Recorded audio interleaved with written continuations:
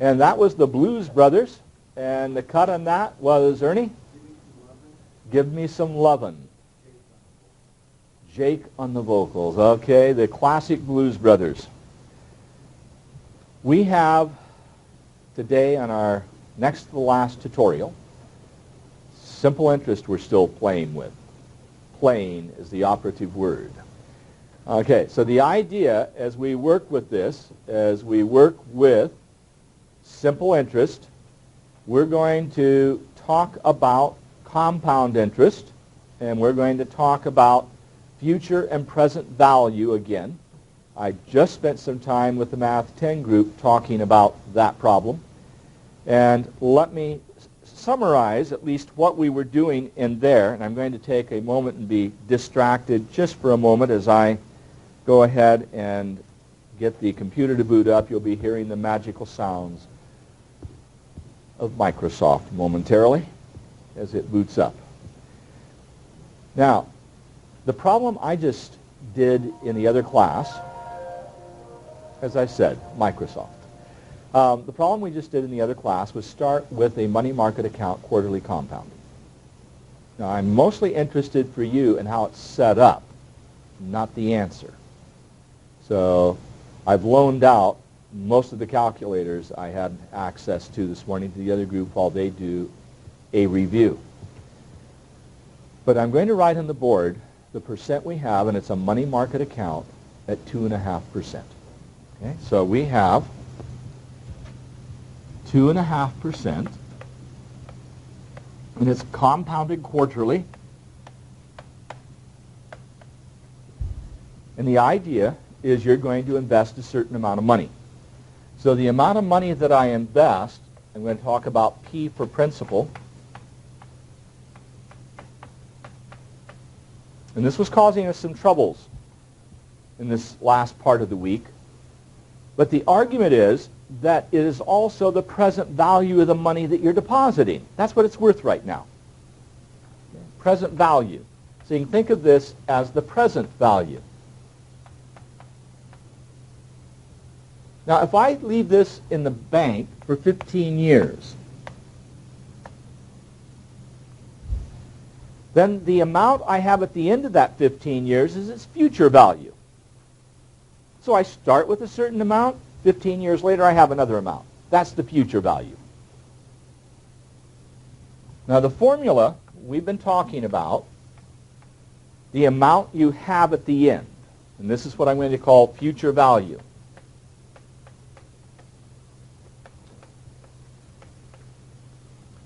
The future value of that money is whatever principal you had, and then you did this formula.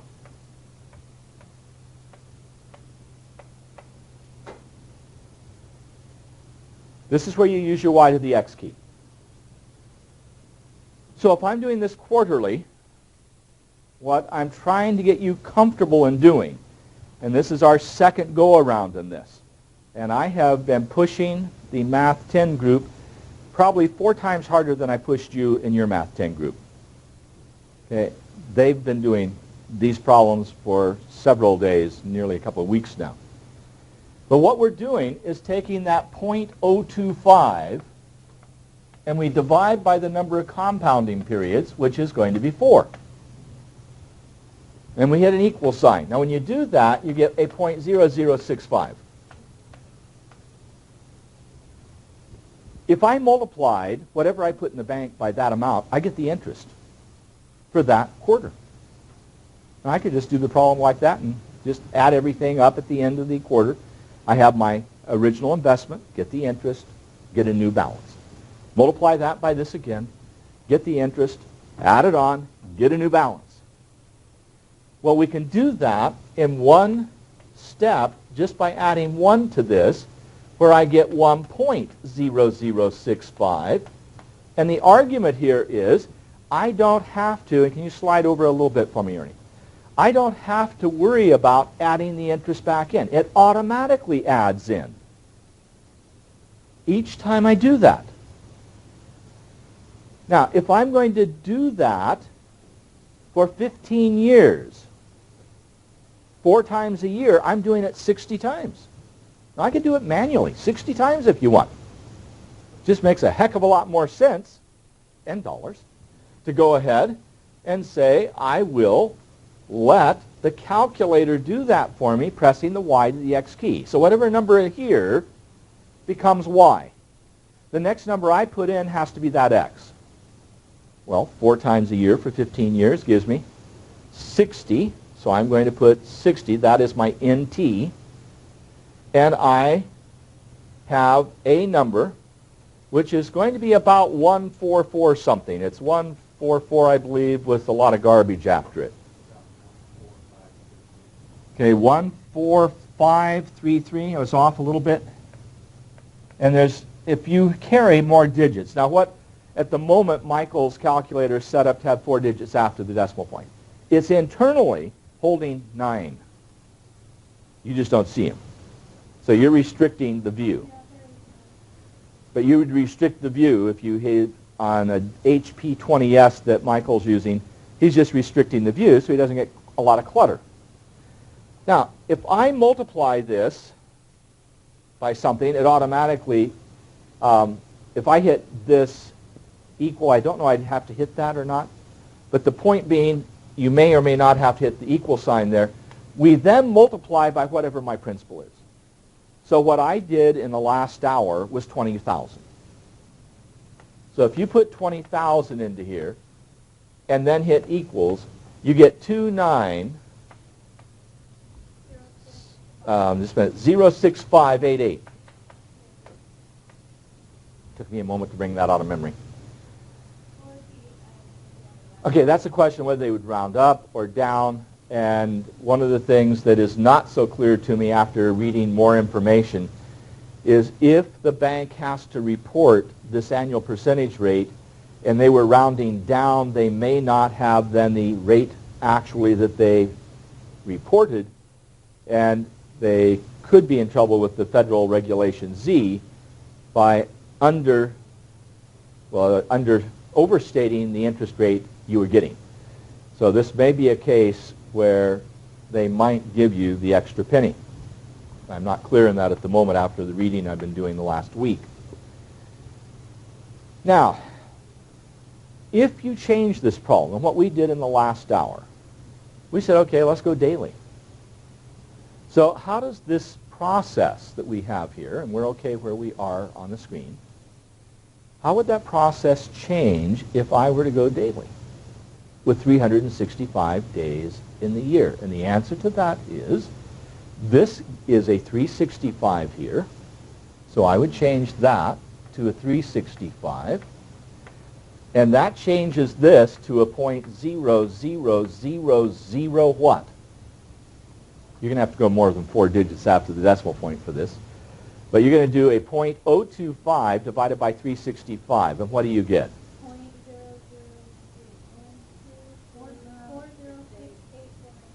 68493. So 68493.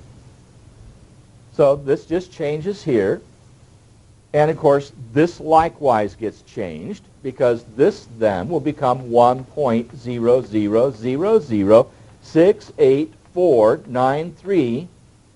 But here's where things, you wouldn't want to do this without a y to the x key, because now instead of 60, you have to multiply 15 years times 365 days, and I think that comes out a 4,000 something for what?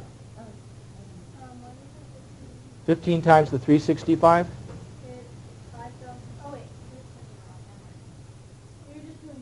Yeah, just that much. Is it 5,000? Yeah. Okay, I thought it was 4,000. 5,000. 475. So this number here becomes this, and this changes. Not a lot, but it changes a little bit. So what do you get there? 1 point what? You're taking this number to this power.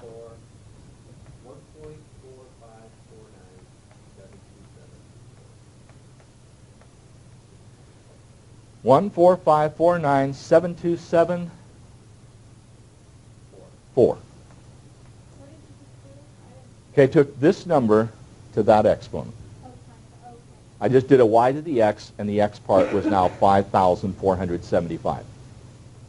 When I tried to do that with one of the ones in the book, it was almost like you had to cross cancel the 365. Okay, I'll explain that in a moment. I'll explain it. Yes, you do, for a different problem. Now, this number goes to $29,099 and what? 45 cents. 4544. Okay, so 45 cents roughly. So you pick up about $34 on this $20,000 investment. Okay? Now this is going from quarterly to daily compounding. And I'm going to come back now to an observation Kim made, because the reason I wanted to do this in here, and I had hoped in the last hour I could have done that with the Math 10 group, but time did not permit. Remember, I made the comment to you that you can find your interest on a credit card in a variety of ways. Okay? So if I do a credit card and the interest I have to pay on either the average daily balance for the month, or if you just made a charge, let's say you made a charge of $20,000, and some business cards would allow you to charge $20,000. So if this were a business now, and they just had to purchase some new computer equipment, and they had a $20,000 that they had to write, and they had a really good interest rate, and sometimes a business or a bank has a really good interest rate with another loan company or another bank. And so I could have treated this, instead of you investing $20,000, that you were paying interest on this $20,000. Now the difference is you only pay interest for 30 days. So if I come back to my formula, the amount of interest I'm going to pay is my 20,000 times, then I'm going to have here the same number I had before. This is still over 365. Now, the exponent up here, this nt, was supposed to be the number of compounding periods for the number of years involved. Okay, so that's what the nt refers to. So I did, in this case, 365 of them for 15 years. But what if I'm only doing this for 30 days? Okay?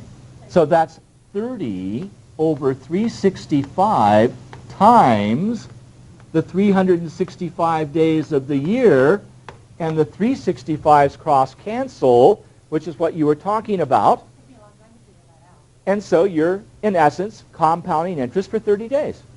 That's the interest I'm going to add on. So if I go ahead and I press this key, or this number, enter this number again, and I take that to the 30th power and multiply that by my 20,000, that's my interest for that first month that I have to pay. So let's get that number.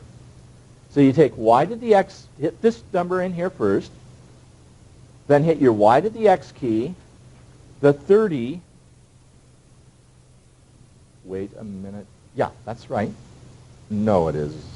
Wait a minute, my error, I needed this number. I was doing it after 365 times 15. My mistake on this number. That was after the fact. So I should have had the 4 zeros here. Sorry about that. You could do the first step, though. Yeah. Number right. And you can get that number with what I had up here. That's what it should have been. And then I'm raising that, and I'll probably put this outside the parentheses to the 30th power. Now, doing that and multiplying by 20,000, that will give me the answer. So you do that much. My apologies about that error. What do you get for a number? 20041. 20041. No. 14. Oh, yeah, .136. Yeah. 0.13664. Okay, so Round that one. okay, so this is my original 20,000 plus interest. So that's my bill.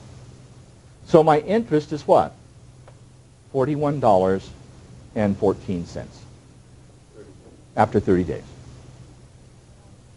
Now, let's compare that to how we did it before, where we said we use this formula. This is no compounding. This is just straight simple interest. So you had 20,000 and you have .025,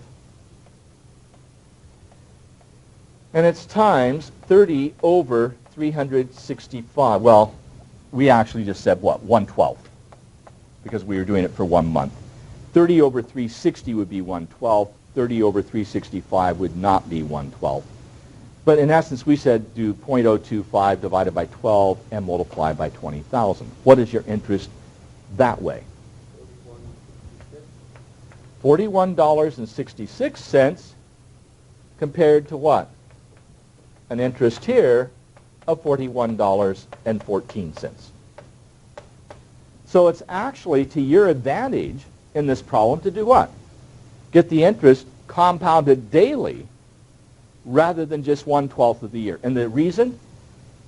When we did it as 365 days in the year, okay, this was using 360 days in the year. And so a little smaller denominator gives you a little larger value for your interest. So this problem, we can look at it in two ways. The interest you pay on a charge, and this is like a business doing a $20,000 charge and paying it back on a monthly basis. So Dell Computers, for example. You might make $20,000 purchase for a whole office of, maybe you have 12 computers in the office, and they're at about $1,500 a piece or something when you get all the peripherals. You've got a $20,000 charge for your business, small business loan, and at a very preferred rate at 2.5%. Now, the problem that's in the book that I wanted to talk about is one that takes this future value and present value, and I made this a bonus question for the Math 10 group this morning in the last hour. And I put the question to them in this way. If you were to get $1 million clear for the lottery, so you entered one of these lotteries where they say, we'll pay the taxes on it, and you get $1 million. So you have $1 million with taxes paid. How much would you want to deposit in the bank in this money market account so that in 15 years from now, you'd have another $1 million when you want to retire? So basically, you get to spend some of the $1 million, but 15 years from now, you want $1 million. So the question is, if I want this value to be 1 million, so that's 10 to the 6th, and I want to know the present value. I want to know how much do I put in the bank today at, and let's say that we were doing the money market, which is quarterly compounding. So you have there 1 plus 0.025 over the 4. You know it's going to be 4 times a year for 15 years, so you know this is going to be 60. You can figure out how much money you're going to have in the bank. Because this we know already, and for you, this was a little harder sell in the Math 10 because they haven't done the algebra part. But if I look at this number, we know what that is now. That number to the 60th power, you told me, is 1.4533, I believe. Is that correct?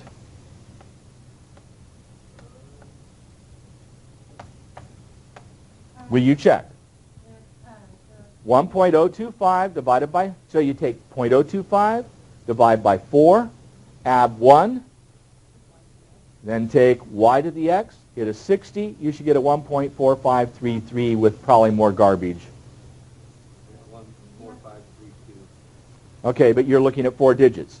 No, I'm Okay, 42 what? Okay, 429, or 3. Let's come back this way, Ernie. You said you have 145, 3, 2, and then a 9, so this was rounded off to a 3. So if I'm going to go back now, Ernie, over here, let's get a more accurate number. I'll just put this down here a little more accurately at 145, 329, what, Michael? 4408. This times P is to equal 1,000,000. Solve for P. If this were 3 times P, you divide both sides by 3. If it were 25 times P equals 1,000,000, you divide both sides by 25. So you're going to divide both sides by that mess. Just take 1,000,000 and divide by that number, please. You're having much the same reaction the Math 10 group did an hour ago. No, you're taking 1,000,000 and dividing by this number. And I don't think you... Okay. $688,000. $91.82.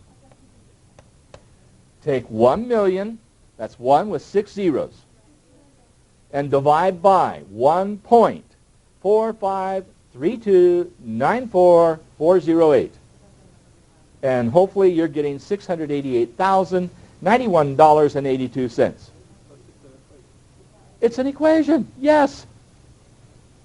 Exactly. It's just an equation. Which is why it's in a pre-algebra. Which is why in the last hour nobody said it's just an equation. I had a heck of a time getting this last calculation to be done. Now, if you had the $1,000,000 clear, you can spend $312,000 maybe paying off the mortgage, paying off your bills, paying off the car, bringing everything down to 0, and you still have your job. So you don't quit your work. You stay working.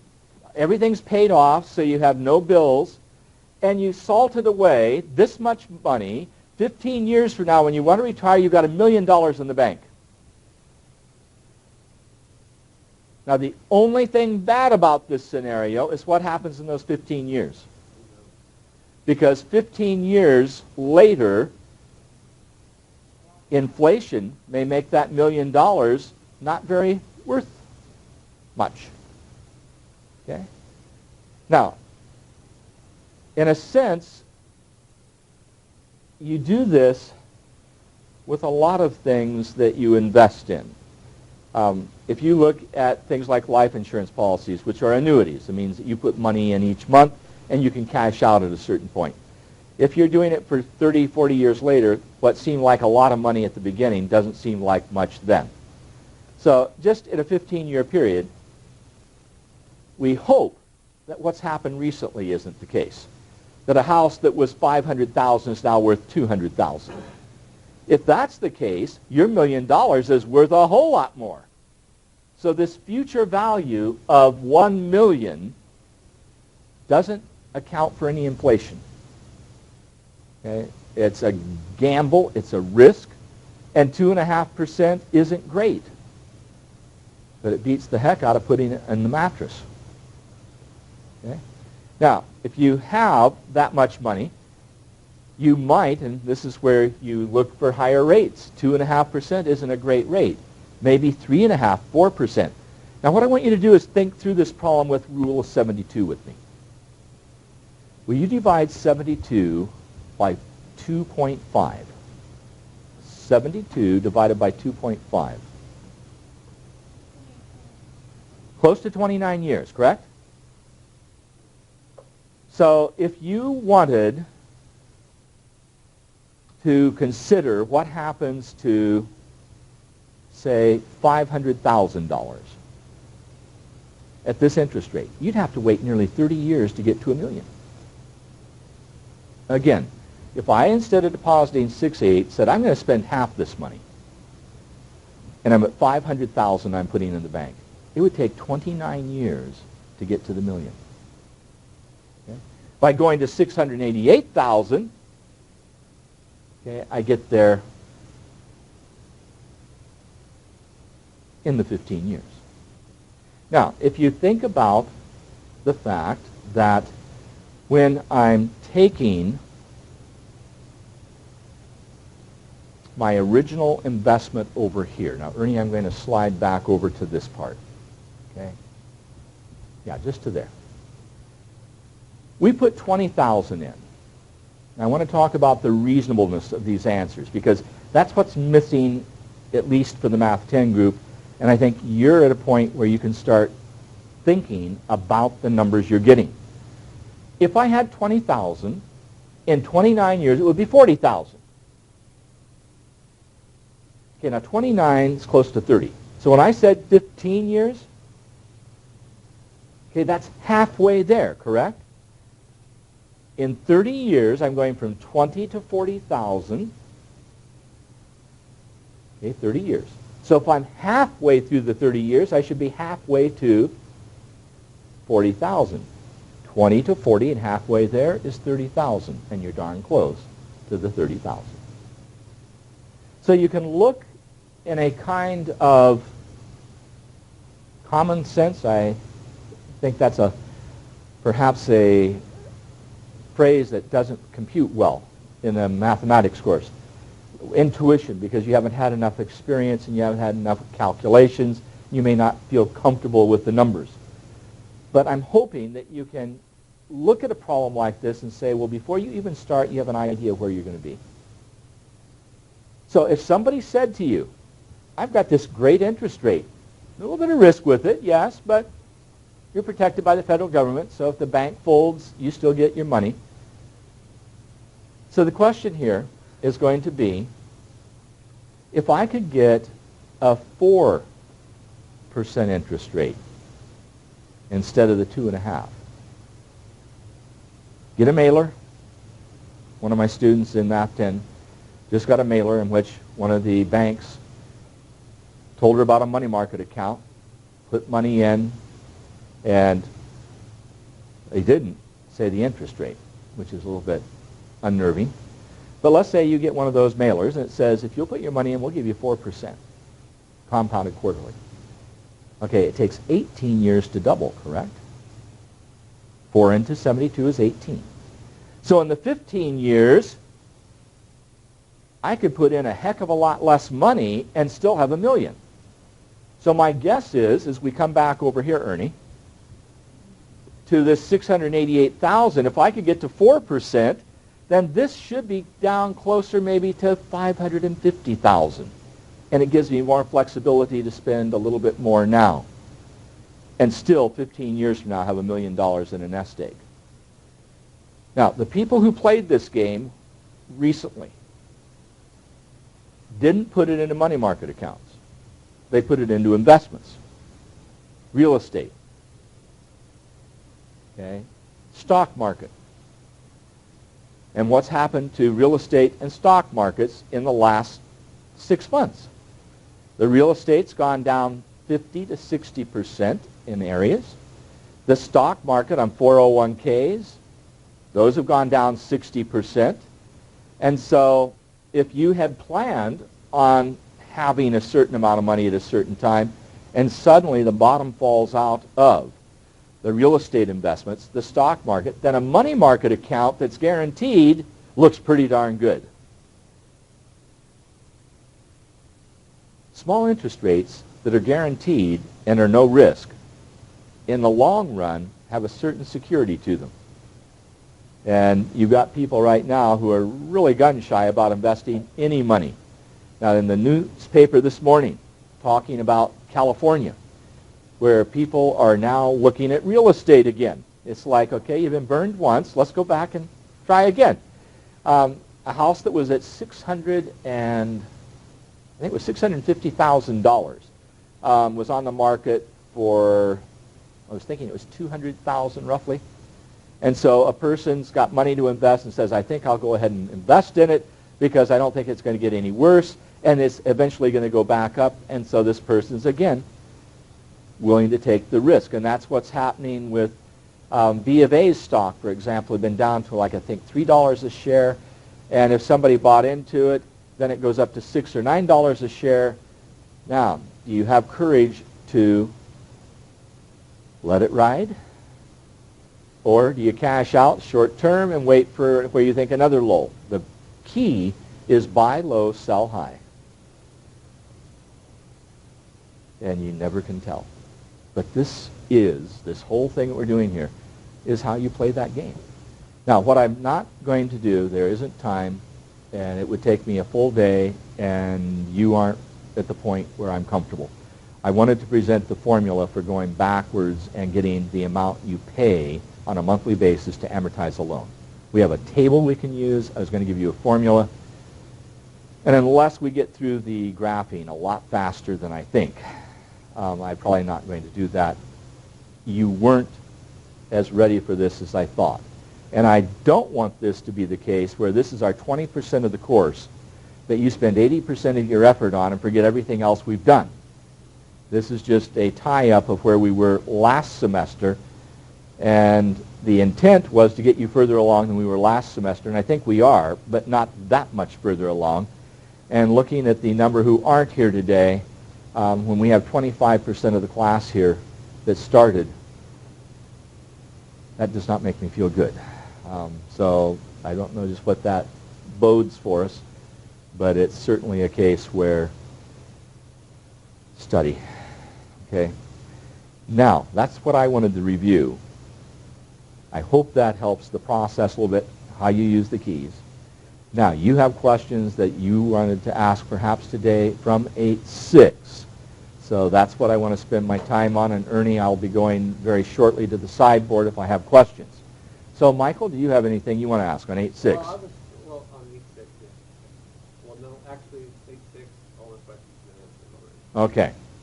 But I was wondering about the guaranteed money market. How much the return Well, when I say guaranteed, in the sense that you put money into the money market through the bank.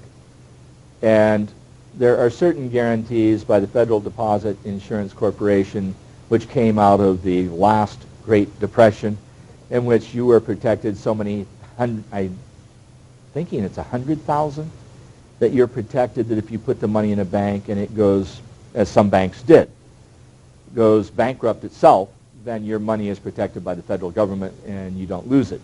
Now, whether or not the interest rates associated with that money, I don't know on that. And you won't find very many money market accounts that are going to go much more than, say, 5 years. And when a market is very volatile, then I would anticipate, I haven't gone to ask, but I know that sometimes those rates are 6 months, 18 months. So maybe that's the best you can lock in. And if you are at the bottom of this period where the interest rates are going to go up, then you don't want to lock yourself in for 5 years or 10, 15 years.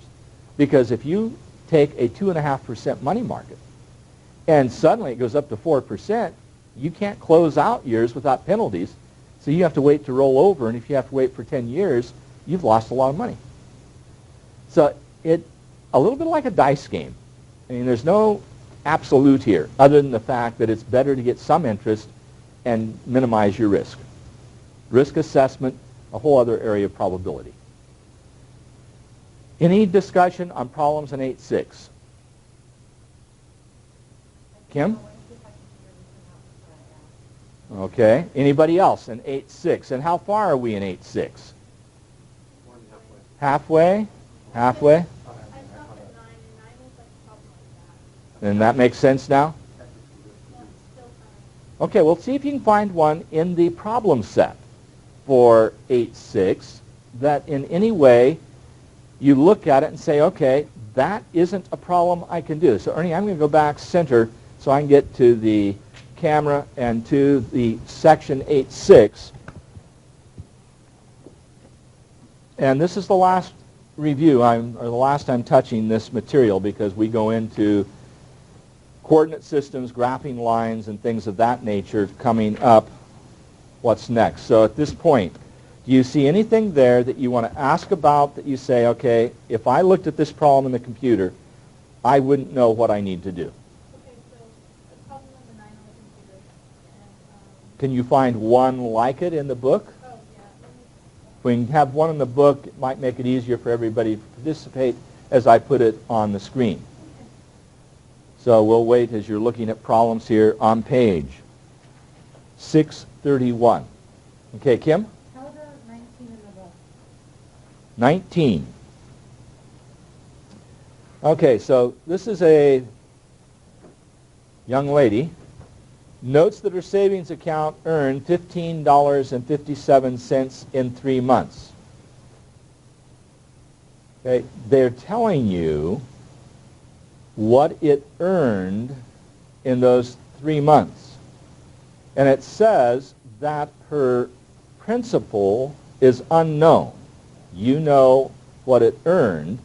And the account was at 3.2%, and this was the key word here, simple interest. Okay, so when I see this phrase, simple interest rate, there's no compounding taking place, correct? So this is basically your I equals PRT. Let me see if I can flatten that page out for us and keep it flat. And I think if I slide over, we can get enough of it, we can read it. See if I can bring that just a little bit brighter. Now, again, the key phrase, without knowing that it's simple interest, I would be a little bit harder pressed to do this problem because I don't know the final amount.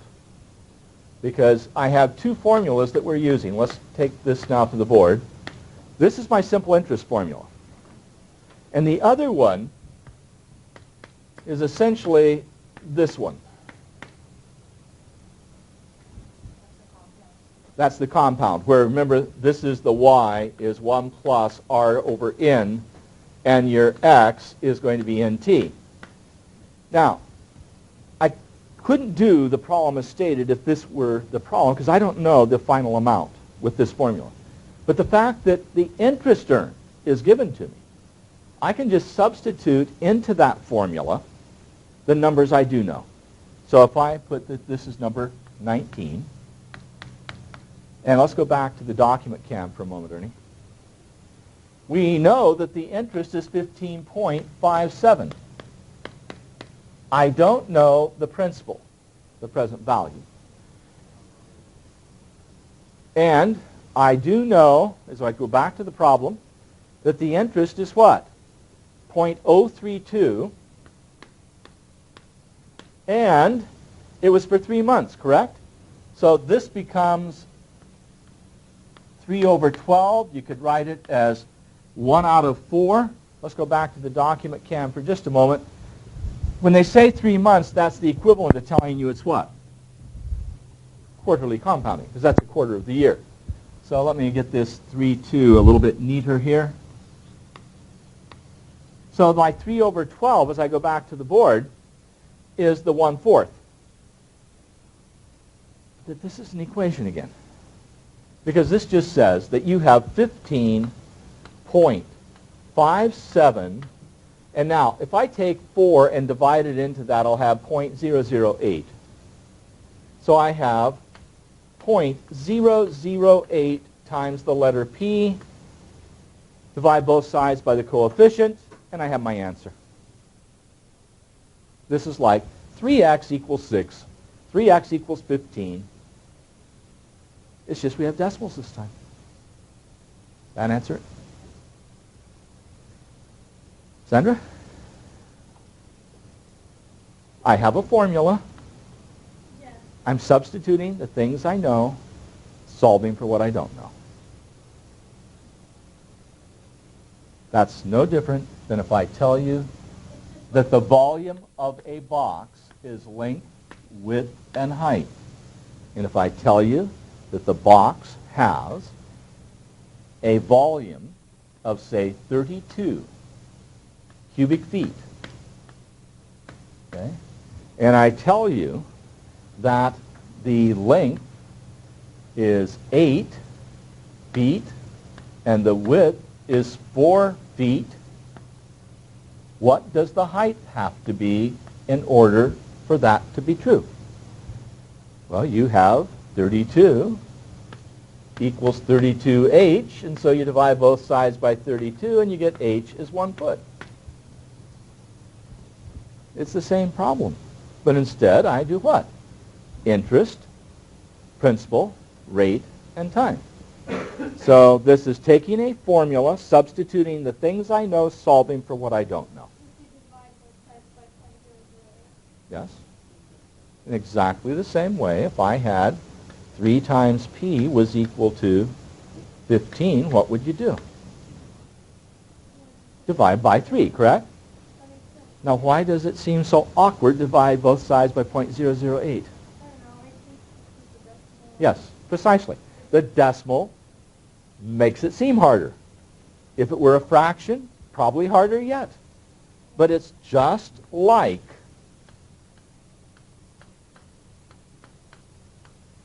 this same type of problem. Now, again, I'm not so much interested in the answer, but I'm interested in the fact that you know how to set it up. That you divide and you'd be done. Okay, if I look at that and divide this into there, you're saying I get what for the answer? 1946.25. So if you had $1,946.25 in the bank, or if you had, I guess in this case, she gets interest, right? So she had deposited a little bit under $20,000, and she gets $15.57 interest for the quarter. She's getting closer to the $2,000, not 20, $2,000 in the bank. Yes. Now the 12 is coming from the 12 years in a month. I mean, 12 Months in a year. Yes. Okay. Yeah, because it's a fraction of the year, and that's back to exactly what we did in the front board, where we said 30 over 365 times 365. That was a fraction of the year in terms of days. We just broke the year into days instead of months. So I could have said that I have 3 over 12 times 12. I think it's the 4. Are you reducing that to 3 over 12? Yes, to 1/4. Okay. Yeah, 1/4 of the year. Okay? You couldn't? Okay, so give me the one that's in the computer that you had. We'll try it. Let's slide over, Ernie. Okay, what do you have for my numbers? Number 9 on the computer. How much money will there be in an account at the end of 5 years if $13,000 deposited at compounded quarterly? 13,000. That's my principal, correct? Right. And the interest rate? 7%. So I'm going to have .07. And I'm going to compound quarterly, so say quarterly. And I'm at 5 years. End of. Well, I think it's probably just say I want amount at end of 5 years. Another way of saying that is this is equal to T. Okay, what formula do you use? You tell me. No, you tell me first what we've been doing. You tell me first what we should do. The heck with the computer for the moment. Okay, A is equal to, okay, 13,000 invested.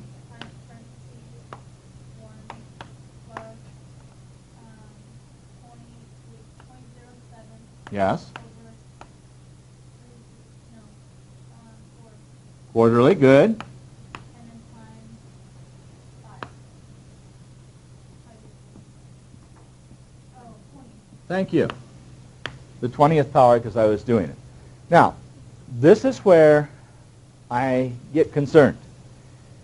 Now, other than the glitch there of the 4 times 5 being 20, you were setting it up right. Now, the computer may be trying to sort of force you through a certain pathway to do it, and you don't need to. I'll come back to what you have to do in the computer, but don't Don't do battle with the computer when you know how to do the problem, and on the test you aren't going to do it on the computer. You're going to do it on a test I write, and I'm going to expect you to document like this. And so at this point, you don't have too much to do. You go ahead, and in a calculator, you're going to carry through this sequence that we've been talking about, and then you're going to hit a y to the x key, and you're going to hit 20 and multiply that by 13,000. And you're done. Let's slide over just a little bit more, Ernie. Just give me a little bit of space. Thank you. What do you get? And then we'll talk about the computer. No, this is the y to the x key, so your exponent is 20. You can't do that on there.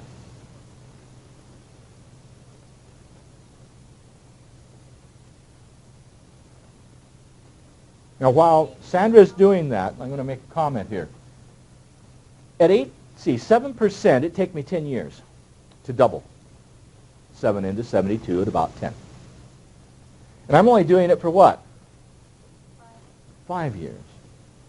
So if I started with 13,000 and doubled, I'd be at 26,000. I'm halfway between the two. So I'm going to guess at about 19,000. Yeah, 18,392.12. But do you notice how I was able to estimate reasonably close to that, somewhere close to 19,000, and we're at 18,400 roughly. Okay, now let's talk about the computer. What is it asking you to do? It tells you to set it up 0.07 over 1 times 4 over 365. Like it's No, not 4 over 360. 4 over 12.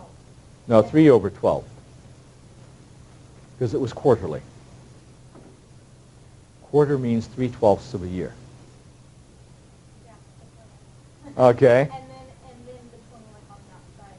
But so I barely got this down today, but I've been thinking to do it that way, and I couldn't ever figure it out. So Is it starting to go together a little bit better? yes, definitely. Now, what I'm worried about is on the test that you can carry this process through. Yeah, that's good. Okay, so that we can do. That's what I want you to be able to do. Okay?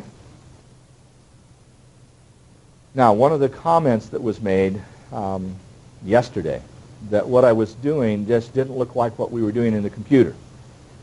And I think what is the problem here, it's trying to parse out for you that this is multiplied by 1/4. Because it's 1/4 of the year that you are getting the interest, so your compounding period. But anywhere else you look at this information, and you get, if you decide to go online, and you just start doing a search, and you start looking at compound interest, and you look at present value and future value, and I've been having some fun doing that just to see what is out there that's never been available to us before. An enormous amount, and some of it extremely well written.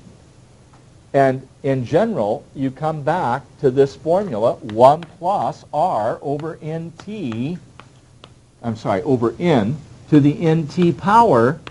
This becomes where everything's written. And so you need to understand what that means in terms of taking r, dividing by n, equals plus 1 equals, and that gives you this much. Y to the x nt. That's the sequence that goes with that formula. And again, you have to understand that r is a 0.025. It is a decimal. Michael? Number of compounding periods. So the n refers to number of compounding periods. If I do it daily, 365. If I do it quarterly, then I'm doing it 4 times a year. If I did it semi-annually.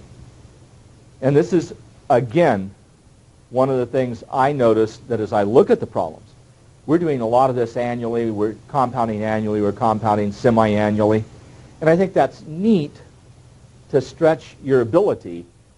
But in reality, there are about 3 different scenarios you have to face. Daily, quarterly, and continuously. Continuously if you have a savings account. Quarterly if you're doing a market money or money market account. And daily if we're doing interest on a credit card. Yes? Okay, if I go to this formula,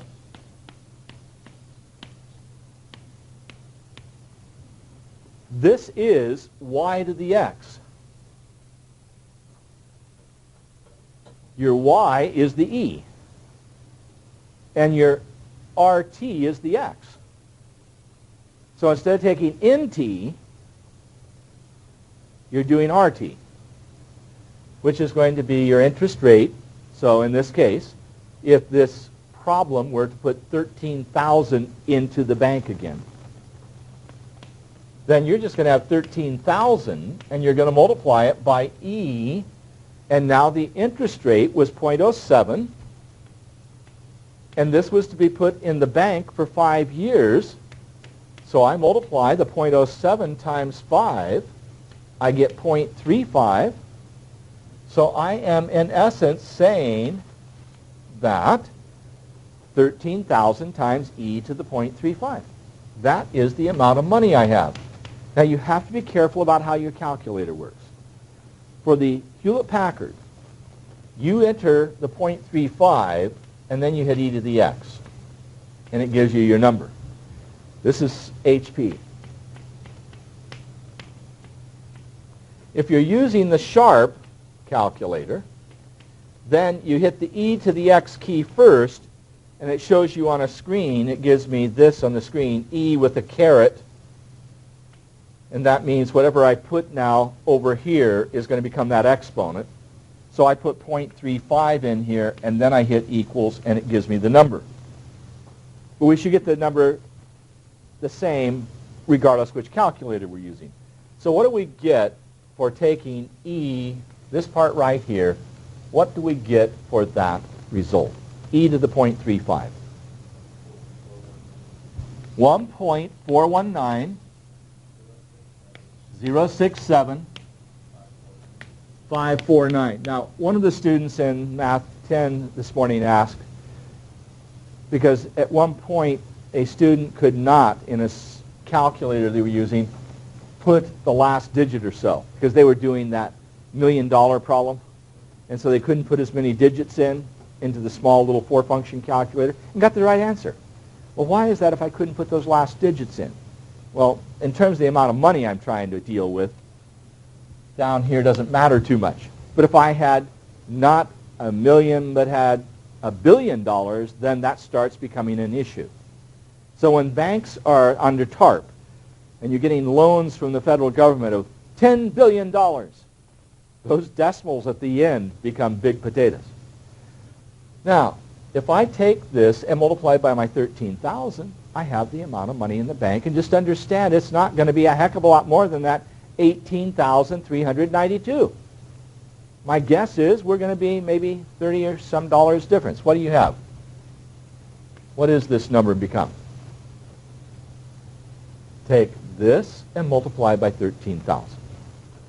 And my guess is you're going to be at $18,400 and about $20. What do you have, Kim?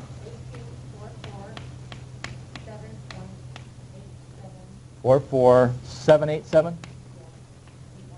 Okay, so we have gained a little more than $40. You gained nearly about $55 here.